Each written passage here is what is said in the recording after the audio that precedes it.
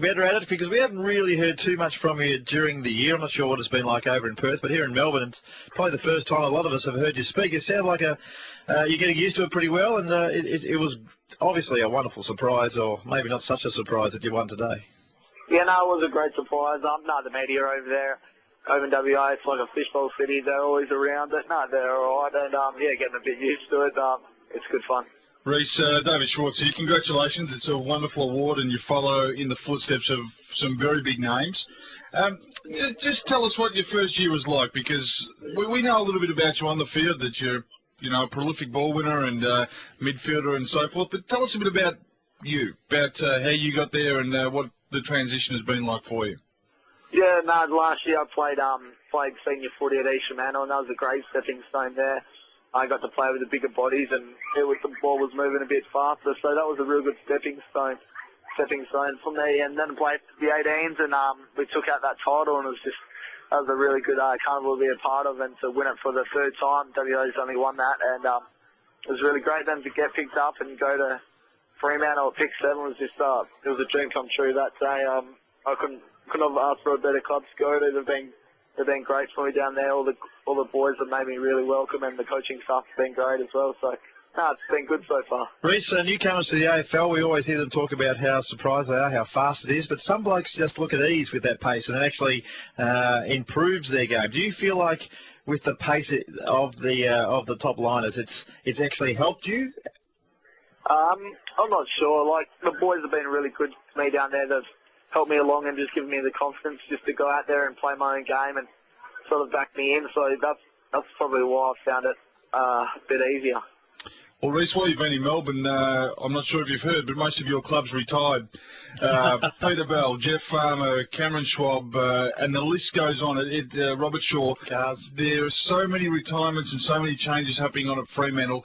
It must be a different feeling for you, being a new kid on the block and experiencing such great exodus from the club. Yeah, for sure. It's a bit disappointing. I couldn't have played with those great players for a bit longer, but at least I got to meet them. And this year's given a lot of young boys a great opportunity to come up and show them what they've got. And there's some great players coming through. Gary Kibberson, who also played Paul real well, the rising star. Chris Main. So it's pretty exciting times as well. There were the good boys coming through. Oh, there's no doubt about that. You mentioned Brooke and your mum and dad. Most families are very important to get a young player, a young AFL footballer, right to the very highest level. Just tell us about the role that they've played in your development. Yeah, mum and dad have been great. They've cooked my food and driven me to training 5 nights a week and all to the games and stuff. So, I can't thank them enough. They've been wonderful. Now, you've also got a mate, I believe, that plays at West Coast, in Chrissy Maston. How close are you to him, and how hard is it, having a mate that actually plays for the enemy? Yeah, Chris Maston's a great bloke, and he's come down with a bit of injury this year, but I'm sure he'll get himself right and become a good player. But it's good. He's a great bloke. It's good to have someone sort of going through the same thing you're doing. So we catch up a fair bit, and we talk about everything but footy, which is good. How good is he? He's a really good player. He's awesome, and I'm sure he'll show you. A lot of people next year how real good he is. Hey, Reece, tell us a little bit more about yourself. When did you know you were going to be an AFL footballer? When did you really put your head down and said, this is what I want to do? And any other sports you played growing up as a kid? Yeah, it was sort of last year. Once I got OP in under-16s carnival, and I couldn't play footy, and so I never got noticed or anything. And then I made a real challenge to myself to really get myself up, get in the gym, and get a bit bigger and quicker and stuff. And so I just I worked real hard, and then playing the under-18s last year, got a bit of a ball and played pretty well. So that's helped a lot. And when I was growing up, I played baseball and karate, and I played state baseball and karate. So I'm a black belt in karate. So Karate. I was always doing some sport. Brucey Lee. Karate. I reckon with a haircut like yours, Reece, you might need to know karate. Yeah. Do the boys get stuck into you about the mullet? They love it, I think. He told me yesterday to cut it, so I had to do what the boss says, so he gave a bit of a trim. Well, did you now? Yeah. You've cut it off, cut the tails off. Yeah, it's all gone. Gee. We heard Luke Darcy today. He did a great job for SEN, as well as Mark Dorr, and they were talking about just how young blood into a football club really breathes life into the club. And they mentioned about a different way of speaking. What sort of language you got over there in Perth that might have upset some of the older players? Yeah, I think the new boys do bring in a different language. You've got all these different words that we talk. Give us a for instance there. Keep it clean, though. Yeah, there's a few words I'm not fucking saying.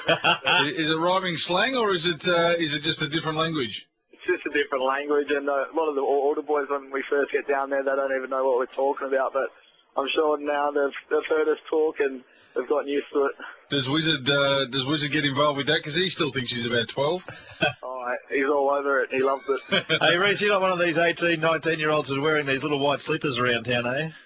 Nah, not at all, mate, not. Righto. You are a karate king. Hey, just one more, Reece, before we let you go. Your beep test. We'd like to ask the young kids what their score on the beep test was, just to get a bit of a grounding on how hard they can push themselves. What's your best? Yeah, I ran a 16.3 once. I was moving all right, and I might have got a bit of luck through the cones. Might have been a bit closer, but that's probably my best that I ran. Well, that's not bad. Only 6 behind myself. I thought 16.3 is not bad. Marco got to a 16.8. Oh, yeah, did. Nice. What did you get to, Marco? Would have been in the 12s, I reckon. Hey, Reece, end of season trip. Where are you off to?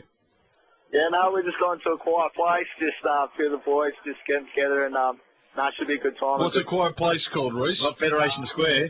Nah, not at all. We're just not Bali. Getting out of country, so it'll be a good time. Righto. Top All secret. right, well, Reece, congratulations. The NAB Rising Star is a wonderful award, and I'm sure living in Perth, you'll get some good advice on some good shares to invest your portfolio into. Good on you, Reece. Thanks for joining us. Reece Palmer, obviously, you have to be called Chicken. We'd have to be known as Chicken over there. Ask him what his nickname was. Would have to be. We don't have to. Chicken, it would have to be Chicken Palmer. Yeah, got to be. Very simple. He's the NAB Rising Star. He's got the Ron Evans medal in his grubby little hands right now. Mrs. Palmer. Yeah. Could be. Yes, well, they call Robert. Mrs. Palmer. I like it. Yeah, Very good. Mrs. or Chicken. If you've got a better